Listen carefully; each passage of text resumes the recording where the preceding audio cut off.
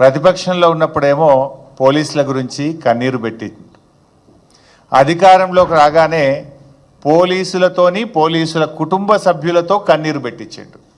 ఆనాడేమో మొసలి కన్నీరు, ఇప్పుడేమో ఆ కుటుంబాలతోని ఆ పోలీసులతో కన్నీరు పెట్టించిండు.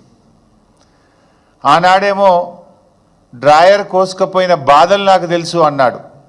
ఇప్పుడేమో రేవంత్ రెడ్డి గారు గుండెలు కోసుకపోయేంత బాధలు వాళ్ళతో పెట్టిస్తున్నాడు, బాధ పెట్టిస్తున్నాడు వాళ్ళకు.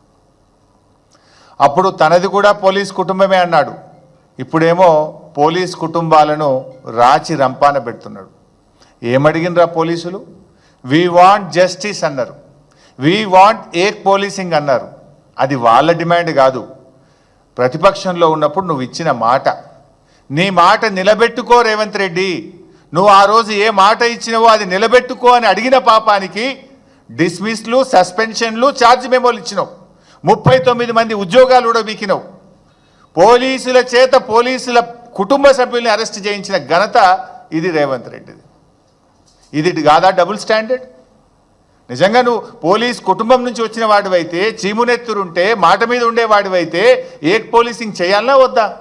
వాళ్ళు రోడ్ల మీదకి రాగానే హోంమంత్రిగా, ముఖ్యమంత్రిగా ఉన్న నువ్వు వాళ్ళను పిలిచి మాట్లాడి ఇచ్చిన మాట నిలబెట్టుకొని సమస్యను పరిష్కారం చేయాలి. కానీ వాళ్ళను అరెస్ట్ చేసినావు, డిస్మిస్ చేసినావు, ఉద్యోగాలు ఉడబీకి నీ యొక్క నియంతృత్వాన్ని చాటుకున్నావు. ఇది డబుల్ స్టాండర్డ్.